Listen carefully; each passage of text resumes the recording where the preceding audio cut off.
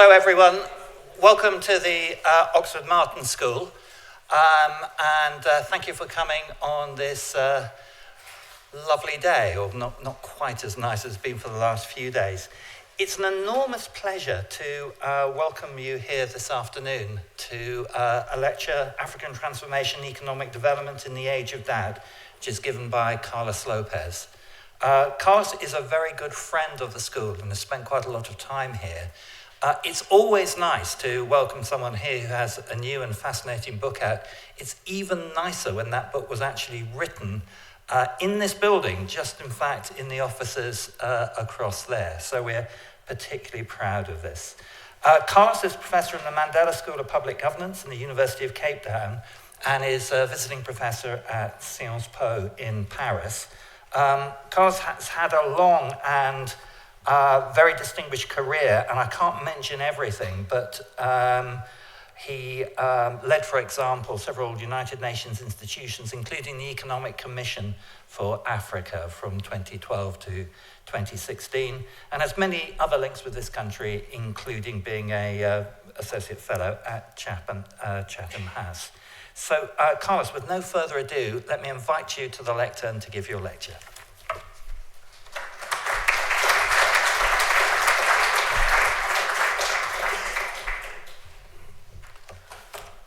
Good afternoon. It's really a pleasure to be back in this city and at this school. Thank you, Charles, for the introduction. I'm very pleased to present to you my new book that was, as mentioned, written here in 2017. And it was an attempt at the time to basically structure some of my thoughts after the experience of working at the Economic Commission for Africa for 4 years and being an actor in transformation processes, discussions in Africa, being very close to the African Union and trying to influence their agenda in different ways. Very happy and excited that now African Continental Free Trade Area has just been signed last year and the ratifications have reached a point where it can enter into force. This is a battle of many decades, and it's really something that can change the landscape quite significantly for reasons that I will mention to you. So the book is basically an attempt to try to revisit why Africa, after more than doubling its GDP over the past 20 years and making progress in areas such as education and health, improving governance systems, creating the world's second most attractive region for foreign direct investment, reducing poverty slightly despite the explosion of the demography and rapid urbanization, why this continent is still very much in lack of real economic and social transformation.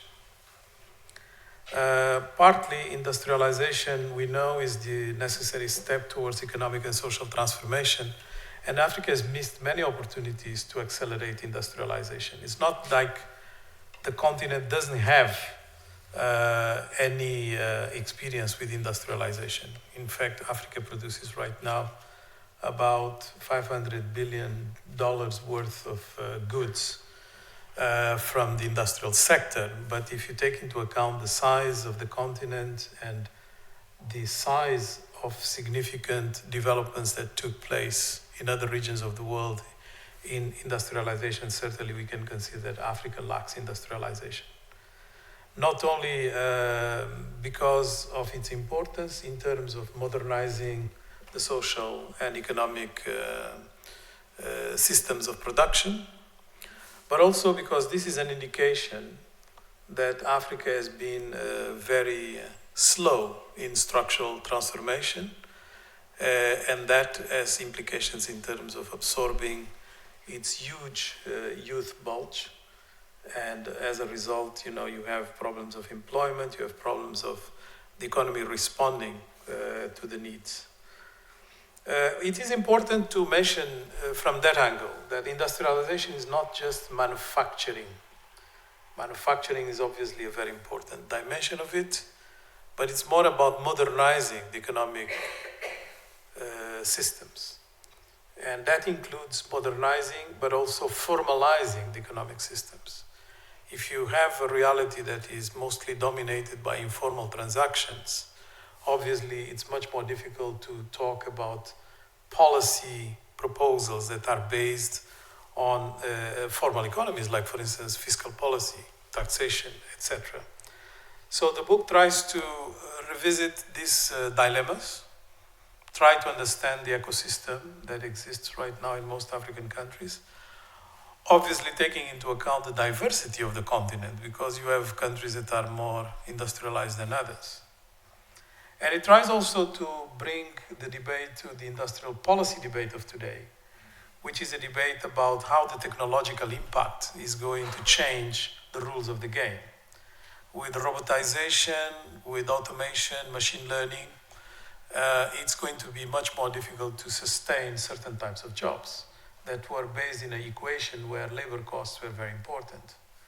Now labor costs are a dimension that is becoming less and less relevant in some of the policy decisions that you have to make.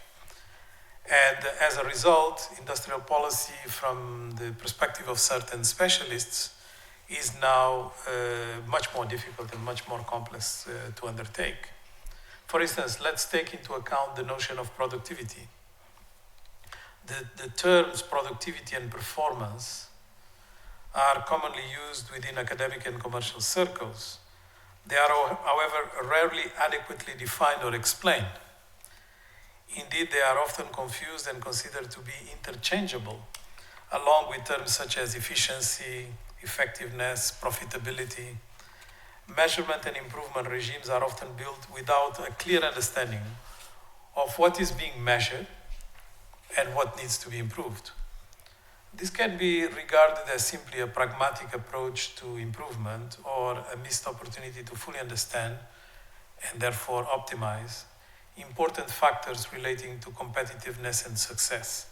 Now imagine all of this being much more complex when a lot of the dimensions of productivity, effectiveness, and efficiency are influenced by algorithms rather than what we used to attribute to human interventions.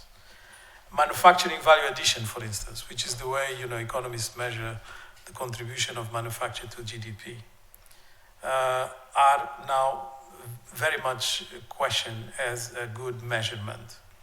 There are some authors like Danny Roderick or Joseph Stiglitz that talk about premature deindustrialization, where they try to identify factors that are influencing the peak period for industrial possibilities of manufacturing adding to GDP, becoming much more earlier in stages of development of countries. And therefore, African countries as latecomers to industrialization will be the subjects of this premature deindustrialization possibilities. In the book, I try to challenge that. I try to demonstrate that, in fact, there are lots of negatives that are associated with industrialization, but there are also some positive elements that Africans can build on.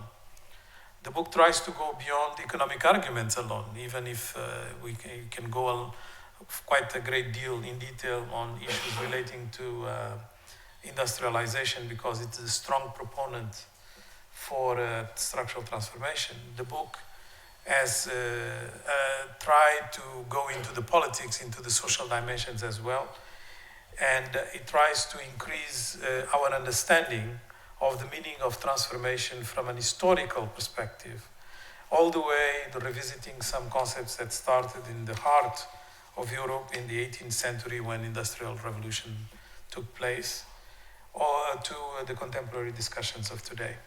There are 8 challenges that are identified as the most relevant for transformation.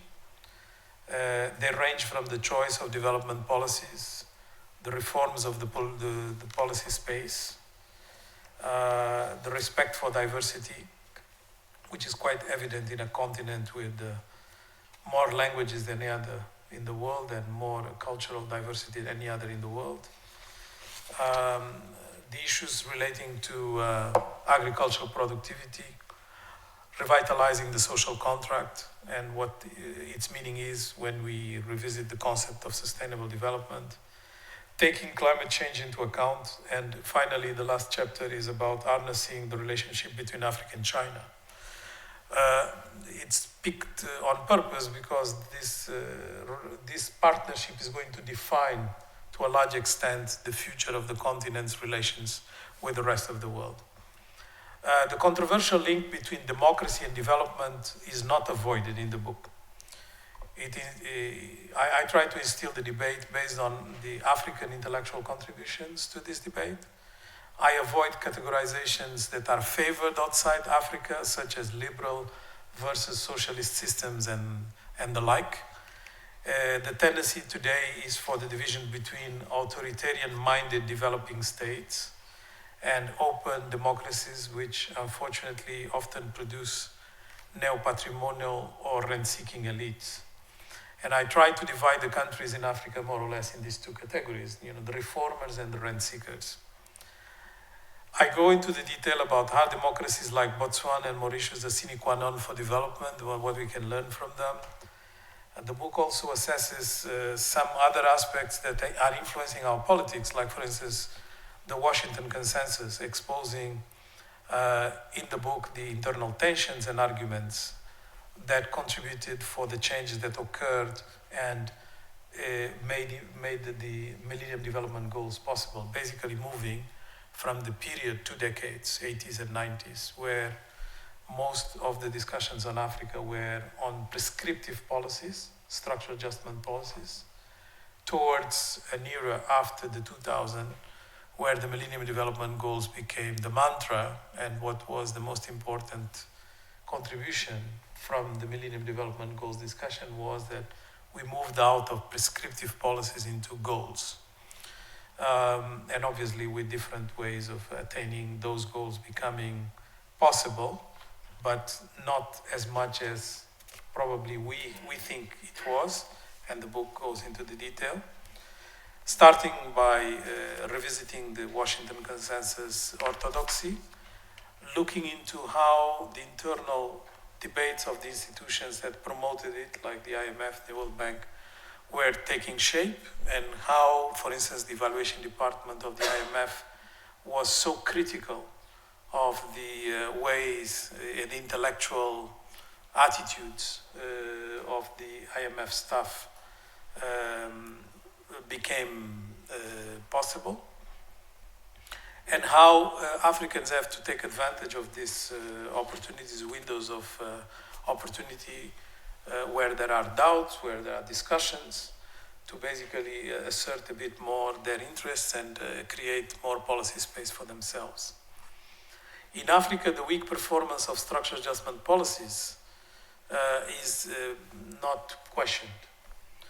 For instance, the continent GDP grew only 1% between 79 and 92 compared to countries in East Asia and the Pacific regions about 5% during the same period, precisely because they were not playing with the same policy recommendations and were actively promoting industrial policies.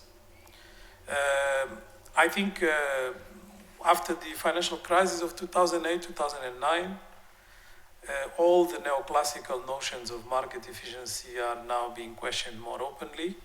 The choice of a Taiwanese, then Justin Lin, a former military man who joined mainland China after being born in and making a good career in Taiwan, to become chief economist of the World Bank, was half a surprise. It was in fact a good indication that the model of development of his country, based on the role of the state, as we know, China, was now welcome in the discussions within the Washington circles. It's true that Justin Lin did not last too long as chief economist of the World Bank, but his mark and his print is very much there. The book reviews also the point of view of several other economists, like Thomas Piketty, author of the monumental Capitalism in the 21st Century, that analyzes the deepening of inequalities in modern societies, tries to translate that debate into African inequality issues that are quite significant.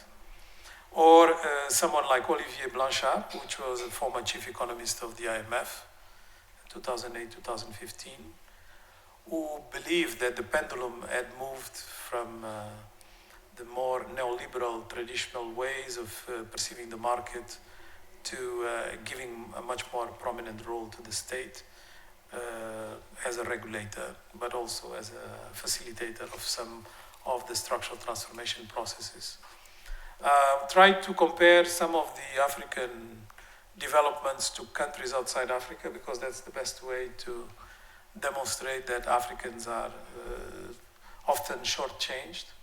Like, for instance, if we look into what happened and the way Ukraine or Ireland was treated, it was very different from the way we treat the same African countries in terms of the list of conditionalities, the type of policy recommendations, etc.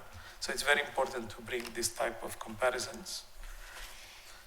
And I think all of this is basically to try to give the impression that we need to ensure agency on the part of the Africans.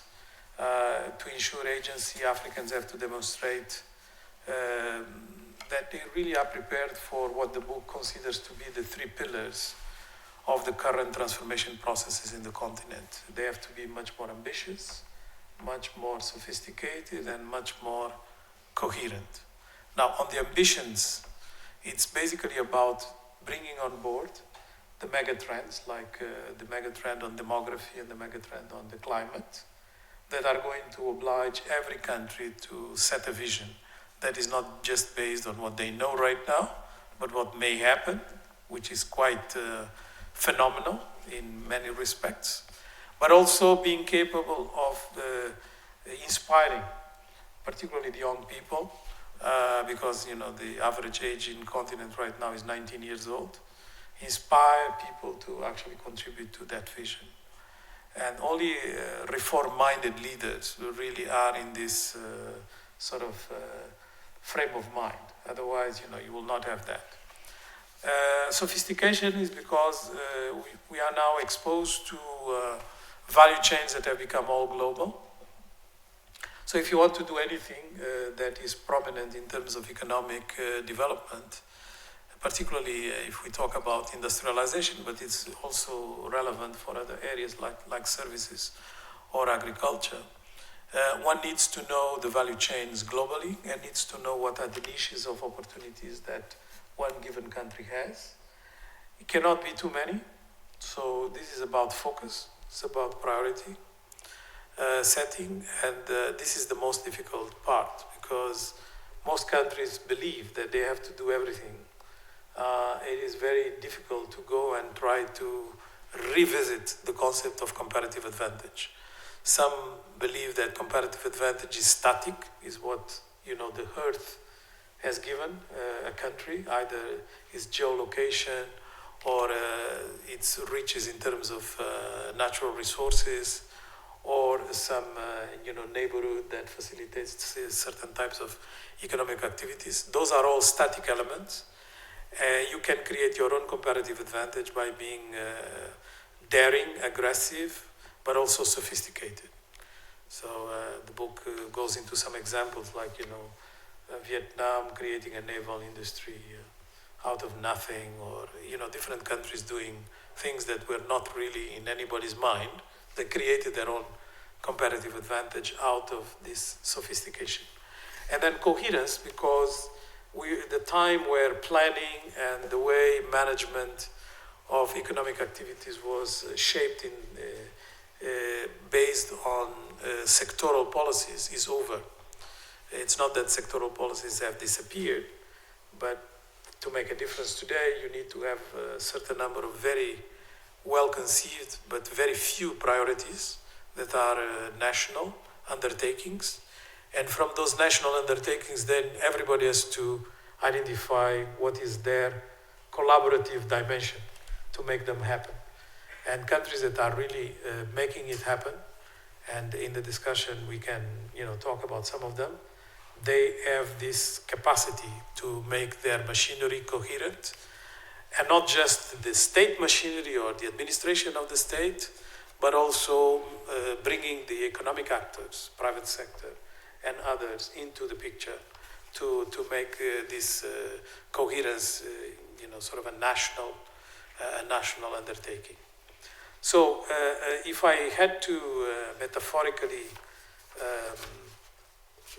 synthesize the book, it could have been with the title that I chose and the publisher refused, because it felt that it was not commercial enough. And the title was, smooth seas don't make skillful sailors. Because of the difficulties that the continent is facing, you can actually be quite skillful. And if you are, you are a winner in terms of transformation. It's not given to everybody. It's not given to every country. So a few will succeed. Most will not. But that's what makes the whole process very dynamic. And that's why, I wrote the book, so we can have the challenges, we have the dilemmas, and at the same time, some of the solutions that can respond to the most difficult debates that are taking place around each one of the dilemmas. Thank you.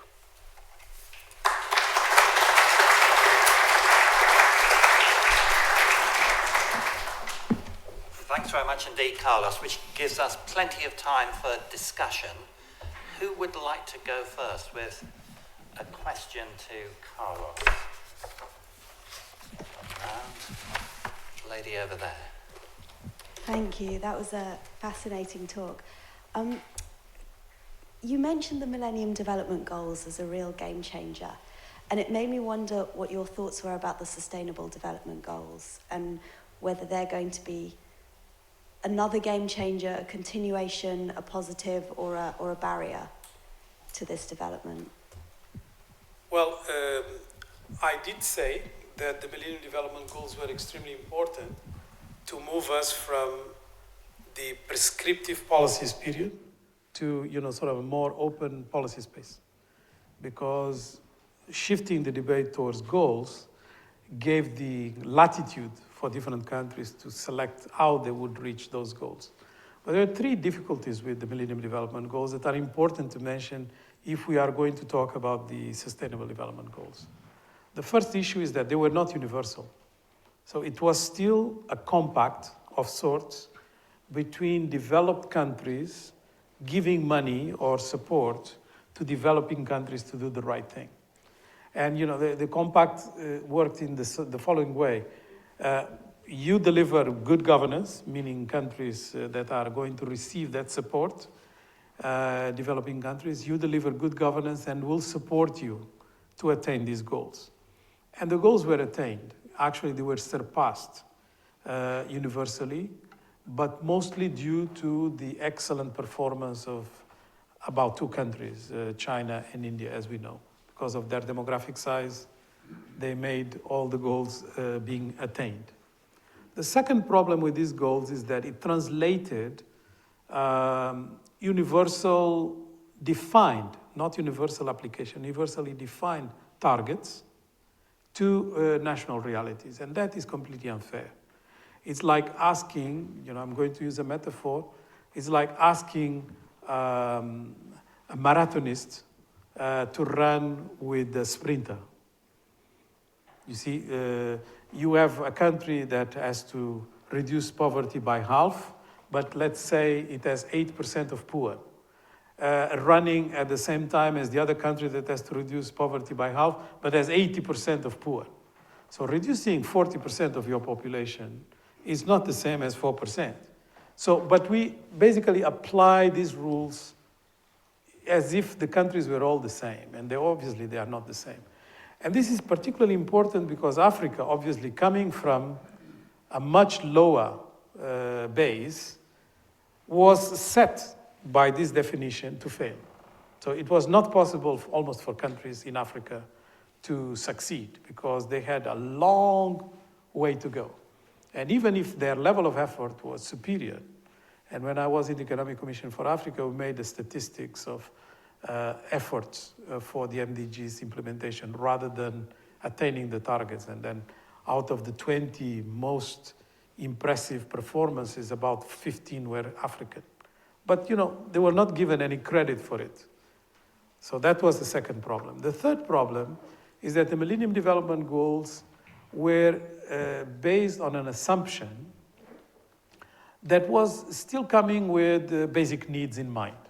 It was mostly about making sure that the social is fixed rather than real transformation. For instance, what you will find in the Sustainable Development Goals is very much akin to structural transformation as defined by the economists. You have like infrastructure is there, domestic resource mobilization is there, you have even support for industrialization there. But all of this was absent from the Millennium Development Goals. So it's important just to mention this because it was a good effort because it changed us from prescriptive to more policy space, but it was not enough an effort. Now, the Sustainable Development Goals have gone too far in the pendulum in the other direction. Because of the success of the Millennium Development Goals to a large extent, the ambitions of the Sustainable Development Goals are unattainable. And any expert in a specific area of the 17 areas will tell you, my area is unattainable. It's aspirational. It's so aspirational that is like you reading the Bible or the Quran. It's not possible. We are not going to, in 15 years, finished with all diseases, all the problems of education on earth, all poverty. The slogan is, leave no one behind. I mean, very nice, but that's an ideology. That's not really a target. And I don't think it is going to be possible. Now, we have inbuilt a second problem. Because the aspirations are so high, you have created a discussion about the truth that really bothers me because more and more people, they see international organizations and state and governments organizations as proclaiming these things that are not attainable. And then this creates frustrations. And we have not really calculated the risk of creating expectations that cannot be met. And I think that is really a big problem. And then the third problem that I see with the Sustainable Development Goals is that the Sustainable Development Goals are supposed to be this time universal, meaning it's as much for Sweden as it is for Burkina Faso. But is it going to work like that? Obviously, what we can expect is that we'll have reports prepared by UN agencies for Burkina Faso.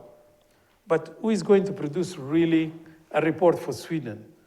I don't even dare mention the US. So this is going to come to the fore. It's not yet there, it's coming to the fore. And last but not least, every single international agency, not just UN or international financial institutions, even big NGOs, every single international organization is faced with decreased funding. To justify, and now I'm being a bit cynical, you forgive me, to justify what they do, which is the best of intentions, obviously, they need more resources than what they have right now. So the only way they can attract the attention of the public at large is by demonstrating how bad their specific area of concern is.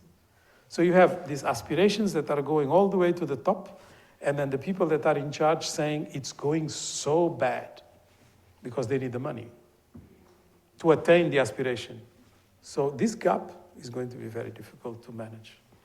Carlos, can I ask you a question? And it's about a narrative you hear, quite a negative narrative about South Africa, and you touched upon it a bit in your talk, and that is that the way large areas continent develop is by utilizing the comparative advantage of low wages, and argument is South America did it, Asia did it. And then a negative bit is that Africa has missed that boat, that automation, especially in Asia, South America, means that South Africa can't use its advantage in that. Do you think there's truth in that narrative?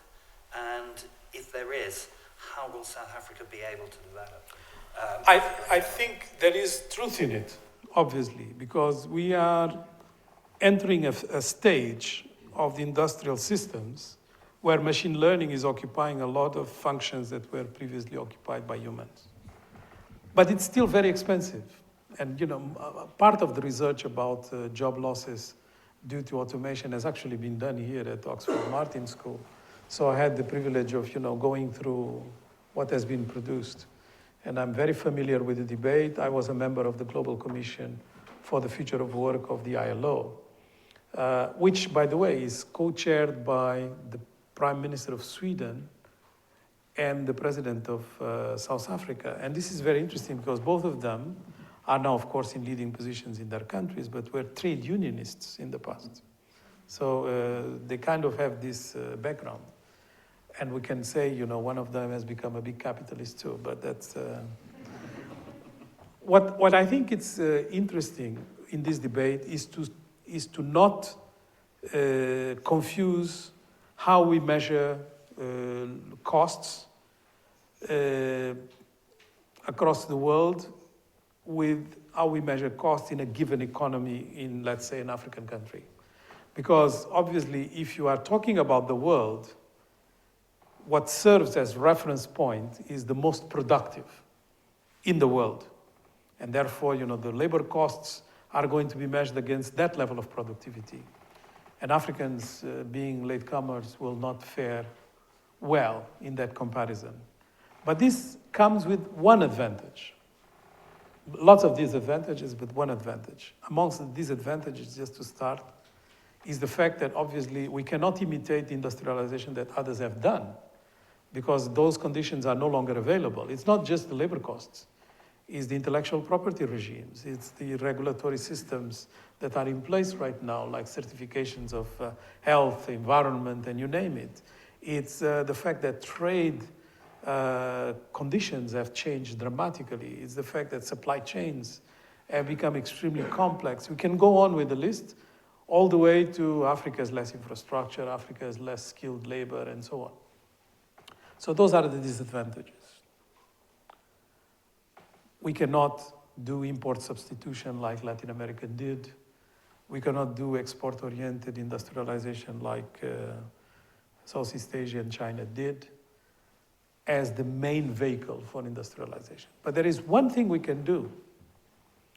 Look at our demographic dimensions. The population is going to increase to 2 billion by 2050. Most of the growth that Africa has experienced in the last 20 years has been propelled by internal consumption, precisely because of these demographics.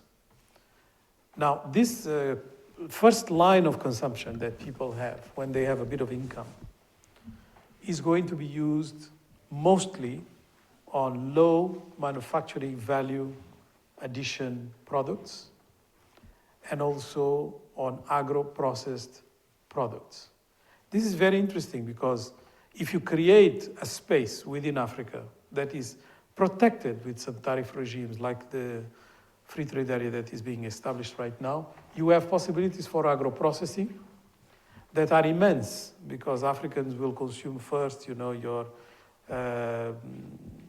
pasta, your yogurt, and you name it, before, they go for more expensive things.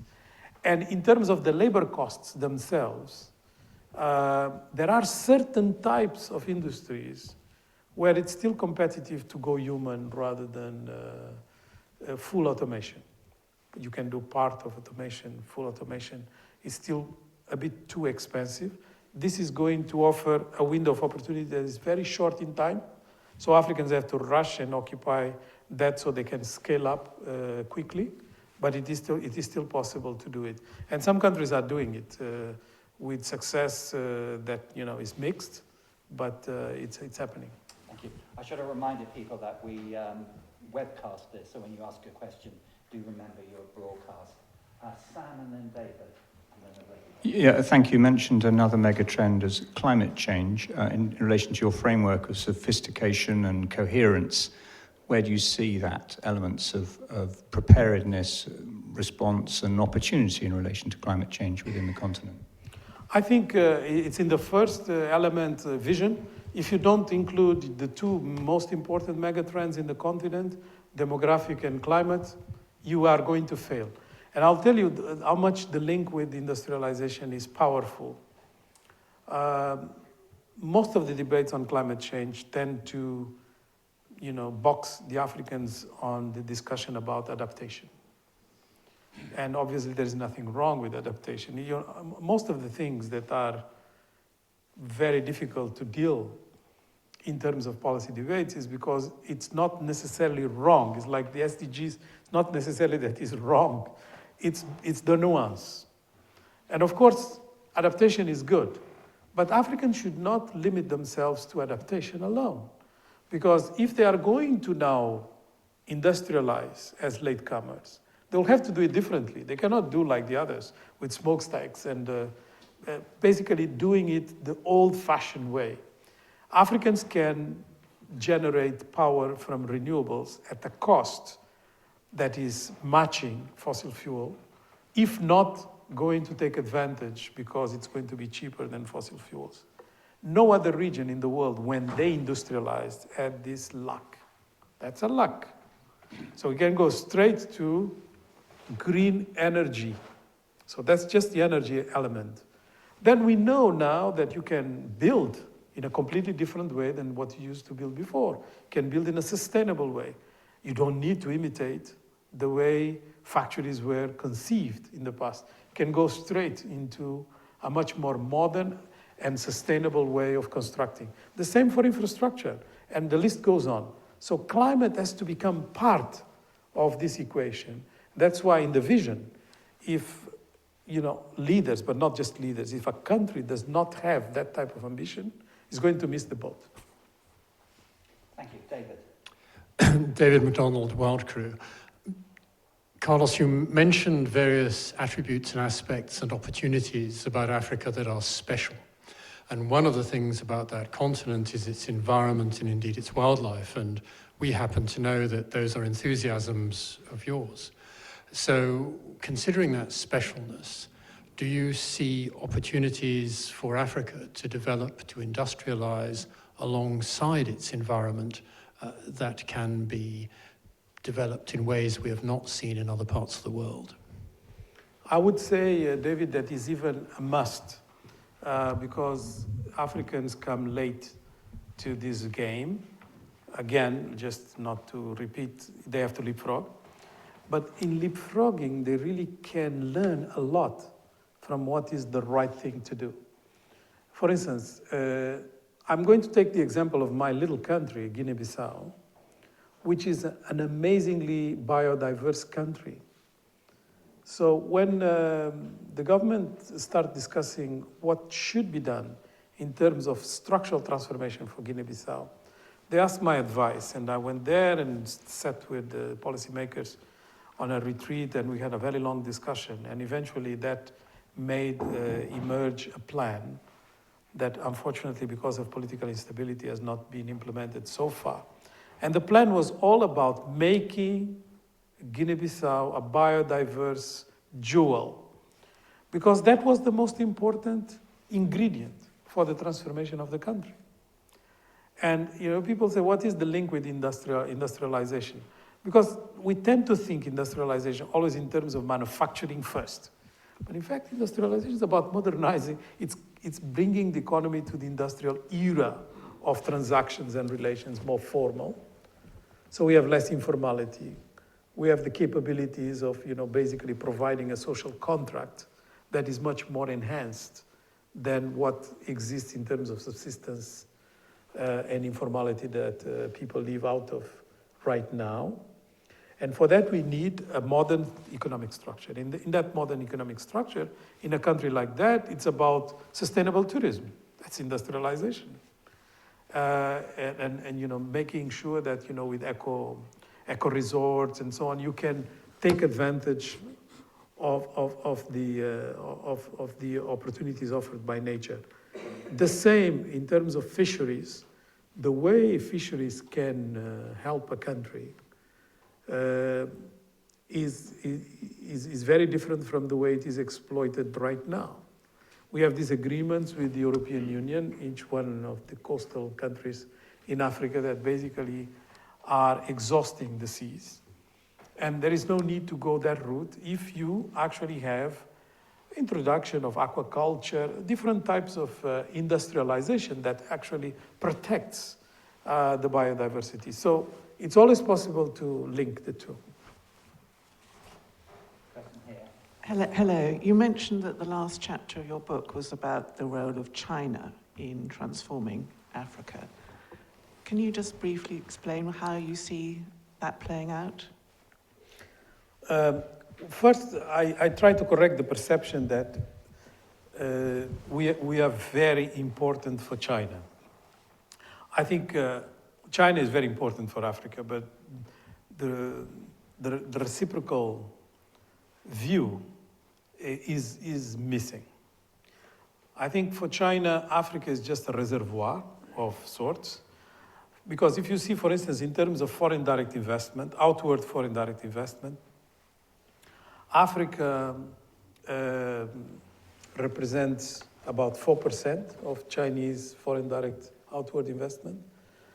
That is as much as Pakistan. The entire continent receives as much as Pakistan.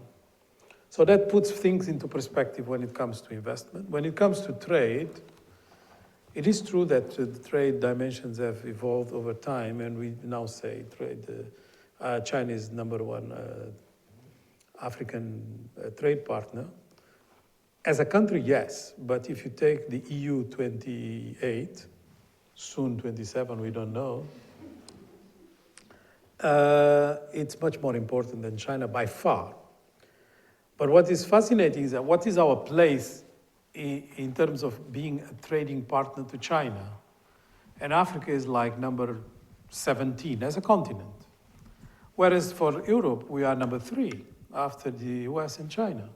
We are the 3rd trading partner of Europe. Europe is number 1 for us. We are number 3 for them. And I think that tells you that the relationship and the partnerships have to be shaped in a very different way from what the debate right now is offering. The other very important aspect that I bring in the book is the African agency in its relationship with China, because less talked about is the fact that China receives foreign direct investment from Africa, that China has a very large African community living in one of their cities, Guangzhou, that basically serves as the most important link for a lot of trading relations with the continent. And I've revisited some of the other aspects that are quite interesting. For instance, the fact that now you have 6 African airlines that fly to China, and only last year China for the first time started flying to Africa. So there is some agency on the part of the Africans. And for those who don't know, the largest enterprise in Africa is Naspers, based in Cape Town, which is basically an IT communications group that invests in different parts of the world. And one of their assets is in Tencent, which is the 3rd largest IT company in China. And just out of that investment, they have a capitalization of about $120 billion, which is, in terms of size and importance, I'm not comparing apples and oranges, just to give you sort of reasoning about the agency of the Africans. In terms of size, is like, 5 times what China invests in Africa per year. So we have to put things a bit in perspective. Thank you. Question there. So thank you for the really interesting talk. And I'm interested that you said there was this demographic dividend keeps coming up on the youngest continent and so forth. And I'm curious to hear if you have examples of how countries have worked towards setting up the education sector to be able to handle this industrialization, and if at all there's anything happening in that space, or will it still be a lot of imported ideas, imported thoughts, imported technologies? Yes, some countries are very much aware of the fact that they need to prepare their youth for the jobs of the future, not for the jobs of today. For instance, Ethiopia has decided to have universities across the country. You can question the quality of those universities, but the bottom line is this. They have the lowest urbanization in the continent, 20%. And that is because, they basically decentralized their education system. Now, also very interesting, they are now building some of the most innovative industrial parks. They have started with one in Awassa, now they are doing in different parts of the country. The total number of parks planned are 12. Each one of these parks is next to a university, one of those universities across the country, outside Addis. Only one is in Addis, actually. Now, I'm quite familiar with the Awassa Industrial Park, which was the first one, because it has been the subject of a lot of studies, including from many people here in Oxford, because of its fascinating combination of innovations. Some not yet to the point where you can judge whether they were successful or not, but everybody's accompanying them very closely. And I really find it fascinating that, the University of Awassa, that shares a wall with the industrial park, so it's really a neighbor, has been reoriented in terms of its offering to basically correspond to the needs of the park. You have, it's a park specialized on textiles, so you have people that are doing chemistry because they work with the colors and the coloring and so on. You have people that are textile experts, all kinds of things relating to the employability of those people. And we can say that Ethiopia has been very successful so far in attaining at least two things that we can measure. One is reducing the fertility rate. Second, reducing urbanization. That is quite significant, coming from the second largest population in the continent, And I think it's a good example. But we have other examples. In Rwanda and Mauritius, they are introducing universities that are so innovative and so different from anything that has been experimented so far, not just in the continent, even worldwide, like this Africa Leadership Academy has now produced one of the Africans to be recognized in the Time magazine, 100 most famous, influential people. The value of that is what it is. I mean, I'm not giving too much importance to it, but I know the gentleman. It's Fred Swaniker. He's a Ghanaian, and he's really quite impressive by bringing completely different ways of understanding the role of higher education. But someone dreaming is fine, but when he gets the backup that he's getting from the likes of the president of Rwanda or the government of Mauritius, it's something to take notice. Thank you. Isha Pushitu Al-Mustafa. I'm a doctoral student in Millennium Business School. Thank you, Professor Carlos. My question is two. I don't know whether you can give me two questions. And the first question is on MDG and SDGs. In the course of your talk, I'm afraid you are not specific, that it appears no statistics on how many African countries attain MDG fully before the transition to SDGs. My question is this.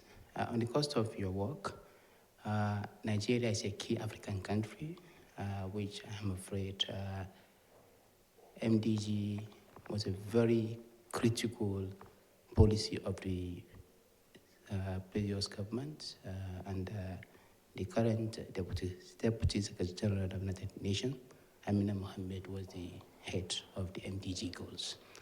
What do you see is wrong in Nigerian concept in terms of MDG attainment? That's the key question. Second question, Nigeria is an oil-rich nation. It's known globally. but it appears the oil money received appears not to help the poor to a certain extent. And policy, IMF regulation policy, subsidy issue, less functional refineries, issues with a bit of not transparency in the oil industry. And the cost of your work, what do you see is wrong with Nigeria in terms of diversifying the economy so that the unemployment, which is critical at this current time, now is 23% as we speak. And then, is there anything you can speak about Nigeria, positive way and the negative aspects? Thank you so much.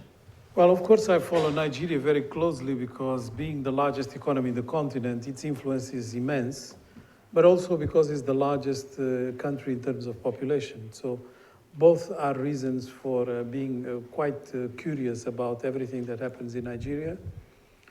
And I must say also because Nigeria has incredible talent and innovation in many areas, like for instance, creative industries that are one way of defining sort of the future.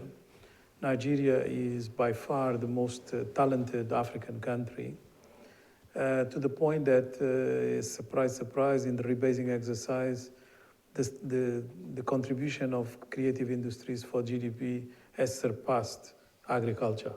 So it's something that people normally don't know. So definitely Nigeria is very important in many respects.